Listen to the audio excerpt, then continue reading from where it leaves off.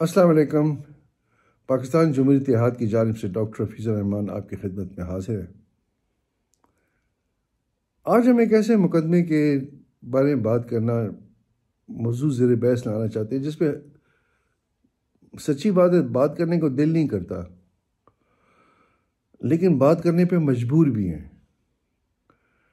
और वो है इमरान खान साहब की निजी ज़िंदगी से ताल्लुक़ रखने वाला एक मुकदमा है जिसमें उनकी ज़ौजा, उनकी शरीक हयात भी हैं, शामिल हैं। वो इद्दत का जो मुकदमा है उसके बारे में बात करते हैं। ये इस हवाले से तीन अहम सवाल हमारे जहन में आते हैं। पहला सवाल ये आता है कि आखिर सियासतदानों की किरदार कुशी क्यों की जाती है, इनके किरदार पे कीचड़ क्यों उछाला जाता है, कौन फायदा उठाता है इससे। दूसरा सवाल यह है कि यह मुकदमा पाकिस्तान की तारीख का सबसे तेज तरीन मुकदमा था। आखिर ऐसी क्या क़यामत आ रही थी, क्या मजबूरी थी। और तीसरा सवाल यह है कि ये इद्दत की सज़ा थी, निकाह के मनसूख होने की, निकाह को ना मानने की, ना माने जाने की सज़ा दी गई, तो फिर ज़ना की सज़ा क्यों नहीं दी गई, क़ज़फ़ क्यों नहीं लगा। इन तीन सवालों के बारे में हम जवाब ढूंढेंगे और इस मुकदमे की हकीकत के बारे में जानने की कोशिश करेंगे।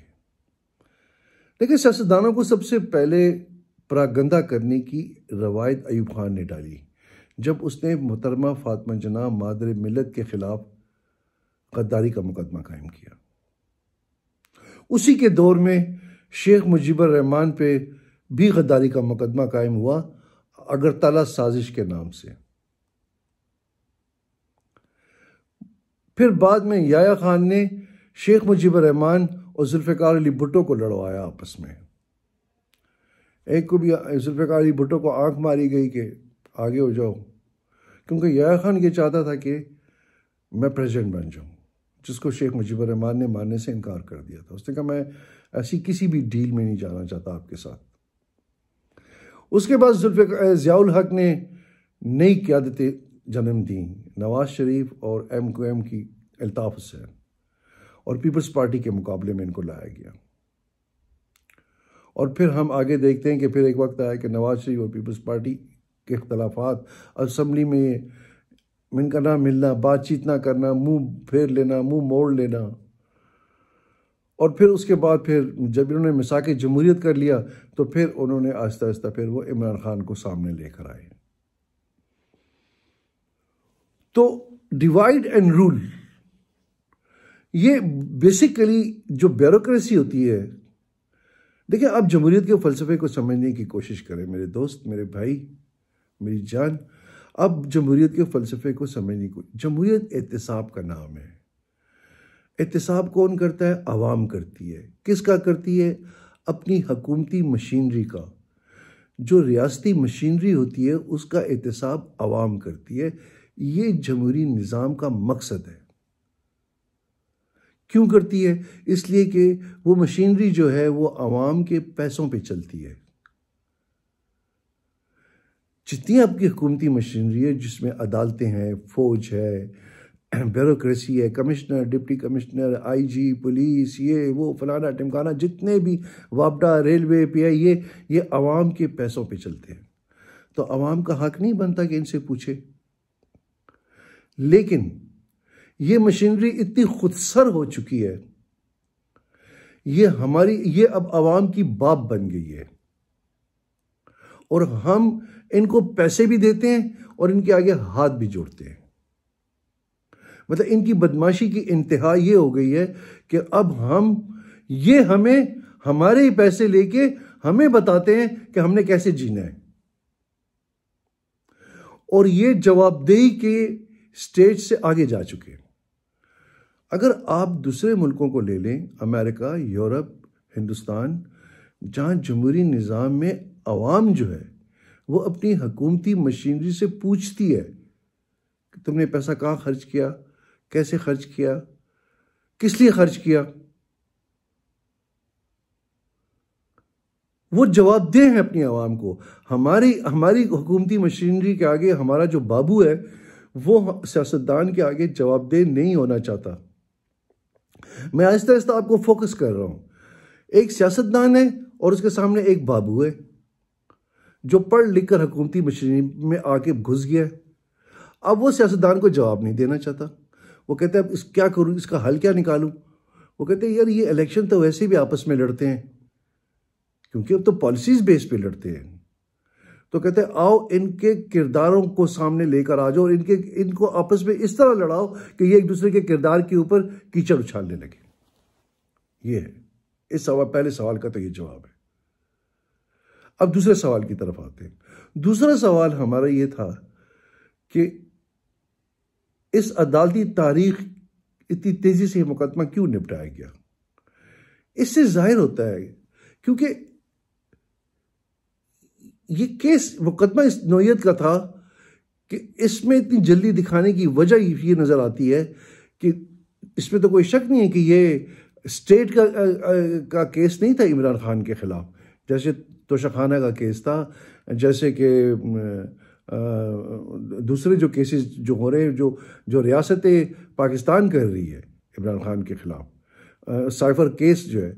लेकिन ये केस एक फर्द ने दूसरे फर्द के खिलाफ किया, मतलब मानिका साहब ने और उनके बरखुरदार ने अपनी साहबका बीवी और वालदा के खिलाफ ये केस किए और इनको फरीक बनाया गया। लेकिन स्टेट को इतनी जल्दी क्यों थी? इससे बदनीयती जाहिर होती है कि बदनीयती थी कि किसी तरीके से 8 फरवरी से पहले पहले इस मुकदमे का भी फैसला आ जाए ताकि इमरान खान के स्टेचर को पर्सनलाइज करके उनको ज़ाती तौर पर नुकसान पहुंचाया जाए। और तीसरा सवाल जो बड़ा मैं समझता हूँ अहम सवाल है, और ये मेरी असेसमेंट थी, लेकिन इसको फिर भी मैंने अपनी तसल्ली के लिए उलमा से भी मैंने, जो हमारे जय्यद उलमा हैं उनसे भी रब्ता करके मैंने पूछा, क्योंकि मैं तो एक अदना सा इंसान हूँ। मैंने उनसे यही सवाल किया कि देखें, जब अदालत ये कहती है कि हम इद्दत के दौरान निकाह को नहीं मानते और इमरान खान साहब और उनकी जो जोजा है वो कह रही है कि जी दूसरा निकाह जो है वो एक दुआया तकरीब थी, लेकिन मौलवी वो जो था मौलाना साहब कहते हैं कि मैंने दोनों निकाह मैंने पढ़ाए, मतलब सज़ा जो हुई वो इद्दत में होने वाले निकाह पे हुई जिसको अदालत ने निकाह नहीं माना। तो फिर वो सारा अरसा तो ज़नाम का आ गया, तो बगैर निकाह के रहे, रजू तो हुआ था। तो फिर सवाल ये पैदा होता है कि फिर ज़ना की सज़ा क्यों नहीं दी गई। तो इसका मतलब ये है कि एक्चुअली बुनियादी तौर पे इसीलिए जज ने मुलाजिम लतीफ़ से जरा नहीं करवाई। तो इसका मतलब ये है कि ये सिरे से मुकदमा की बुनियादी गलत है। या तो आप मुकदमा ये बनाते कि जी जना का केस है, लेकिन आपने मुकदमा बना दिया इद्दत में निकाह ना करने, इद्दत में निकाह किया, ये गलत है। तो फिर स्ट्रेट फॉरवर्डली आप कहते ना कि ये जना का केस है, तो जना की सजाएं तो अलग है। तो जो हमारी दानिश में और उलमा के से मशवरे करने के बाद हम इस नतीजे पर पहुंचे कि ये मुकदमा इस सिरे से गलत है। ये मुकदमा अगर एक्चुअल मुकदमा बनाना था तो फिर ये मुकदमा बनना चाहिए था, लेकिन जब आपने ये मुकदमा नहीं बनाया तो फिर इद्दत में निकाह का मुकदमे का क्या सेंस बनता है। लेकिन ओवरऑल टोटली पाकिस्तान जमहूरी इत्तेहाद जो है इस किस्म की जाती करैक्टर असैसिनेशन और पॉलिटिक्स को पर्सनलाइज करना, ये बहुत ज्यादती हुई है। मैं समझता हूं इमरान खान साहब के साथ इस मुकदमे में 100% ज्यादती हुई है और उनकी जोजा के साथ हुई है। ये वाकई दुश्मनी की गई है, दुश्मनी, जाती दुश्मनी दिखाई देती है। बहरहाल हमारी पूरी हमदर्दी है उनके साथ, हम उनके साथ उनके दुख दर्द में शरीक हैं, अफसोस करते हैं उनके लिए, और